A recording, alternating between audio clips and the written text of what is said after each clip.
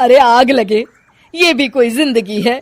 सुबह से चिल्लम चिल्ली पुकार सुन के मैं तो तंग आ गई हूँ। अरे वो भी क्या दिन थे जब मैं गांव में रहा करती थी। पहले बड़ी सुखी थी मैं। पहले मेरी जिंदगी क्या थी और अब क्या हो गई है। शहर में तो लोग भेड़ बकरी की तरह जीते हैं।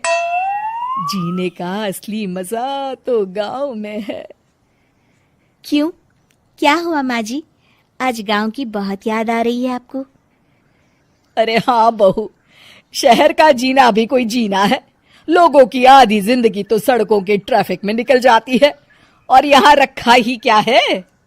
एक बात कहूं, दिल्ली शहर अब पहले जैसा नहीं रहा। क्या माँ, जब देखो गांव के गुणगान गाती रहती हो। ठीक है, इस बार ना बच्चों के कॉलेज की छुट्टियों में हम सब गांव चलेंगे, ठीक है? हाँ, ये ठीक है। फिर कुछ दिनों के बाद सारा परिवार अपने गांव चला जाता है। अरे वाह, कितनी ताजी और साफ हवा है, कितनी शांति है यहाँ। चल बहू, अब बढ़िया सा खाना बना दे, मजे से आंगन में बैठ के खाएंगे। सुशीला गांव का माहौल देख बड़ी खुश होती है। 2 दिन के बाद गांव की कुछ औरतें सुशीला के घर आती हैं। बड़े दिनों के बाद गांव आई है सुशीला। हमें तो लगा कि तू शहर जाके गांव को भूल गई। और बतिया, तेरी बहू कैसी है? जरा मिलवा तो उससे। अरे मेरी बहू तो लाखों में एक है।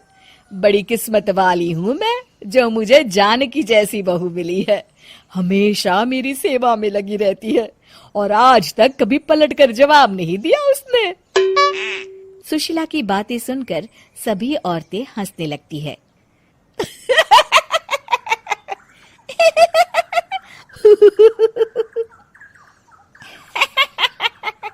अरे कुछ भी बोले जा रही है। तबीयत तो ठीक है? तेरी बहू चांद से आई है क्या? क्यों बहनों, दुनिया की कोई भी बहू अच्छी होती है क्या? सब औरतें ममता की हाँ में हाँ मिलाती हैं। अरे मैं तो कहती हूँ दुनिया की हर बहू सास का खून चूसने वाली डायन होती है, डायन। मैं तो एक बिल में 1000 सांप के साथ रह सकती हूँ, लेकिन अपनी बहू के साथ नहीं रह सकती। हाँ, तूने सही कहा। मेरी बहू तो तेरी बहू से भी 2 कदम आगे है। सब औरतों की बातें सुनकर ममता मन ही मन बड़बड़ाती है। अरे ये गांव सुधर गया, लेकिन औरतें नहीं सुधरी। अगर थोड़ी देर और इनकी बेवकूफी भरी बातें सुनूंगी तो मैं सच में पागल हो जाऊंगी। फिर सुशीला उन औरतों को घर से दफा कर देती है और राहत की सांस लेती है। अरे बहू, जरा बाम लाके मेरे सर पर तो लगा दे। उन औरतों की फालतू बातें सुनकर मेरा सर चकरा गया है। इस गांव की औरतों का तो भगवान ही मालिक है। फिर अगले दिन सुशीला की सास उससे कहती है, अरे बहू, तू यहाँ क्या आराम फरमाने आई है? आखिर ये तेरा ससुराल है। चल चल, घर के कामों में हाथ बटा। शहर में कुछ काम धाम तो करती नहीं है। जरा अपने आप को तो देख, कितनी मोटी हो गई है। सारा दिन घर का काम करने के बाद शाम को सुशीला, हाय मेरी कमर, हाय मेरे पैरों ने तो जवाब दे दिया। आज तो मुझसे मक्खी भी न मारी जाएगी। अरे बहू, जरा आकर मेरे हाथ पैर तो दबा दे। जी माँ जी, अभी आती हूँ।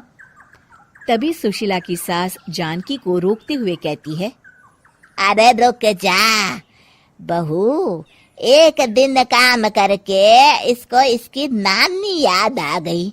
हम लोग तो रोज इतना काम करते हैं, कोई जरूरत नहीं इसके हाथ पैर दबाने की।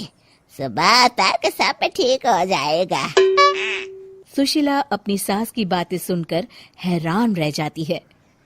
इस तरह धीरे धीरे गांव आने के बाद सुशीला की परेशानी शुरू हो जाती है। फिर एक दिन अरे आज तो मैं कपिल शर्मा देखूंगी क्योंकि आज संडे है। सुशीला जैसे ही टीवी ऑन करती है तभी बिजली कट जाती है। अरे सत्यानाश, इस बिजली को भी अभी जाना था। इतने दिनों से मैं टीवी सीरियल देख नहीं पाई। हमारा देश इतनी तरक्की कर रहा है, अरे पता नहीं ये गांव कब सुधरेगा। अरे अब तो 2 दिनों के लिए बिजली को भूल जा, ये तो यहाँ रोज की बात है। अब इस अंधेरे में रहने की आदत डाल ले। हाँ। हे भगवान, अब क्या होगा? ऊपर से इन मच्छरों ने जीना हराम कर रखा है। दूसरी तरफ घर के काम कर करके और बिना किसी सुविधा के सुशीला तंग आ जाती है और उसे शहरी जीवन याद आने लगता है। क्यों माँ, मजा आ रहा है ना? अरे आपने ऐसी सूरत क्यों बना रखी है? मुस्कुराइए, अब हम गांव में हैं। मोहन के साथ जानकी भी अपनी सास की खिंचाई करती है। हाँ हाँ माँ जी, आप ही तो यहाँ की बड़ी तारीफ कर रही थी। फिर अभी तो कुछ ही दिन बीते हैं, वैसे भी अब तो आप यहीं रहने वाली है ना? अरे नहीं नहीं बहू, मैं एक दिन और यहाँ रुकी तो मर जाऊंगी। मुझे शहर ले चलो। क्या दिन थे, कितनी सुखी थी मैं वहां। ठीक है माँ, हम कल ही वापस शहर चले जाएंगे। इस तरह सुशीला शहर आ जाती है और फिर कभी दोबारा गांव जाने की जिद नहीं करती।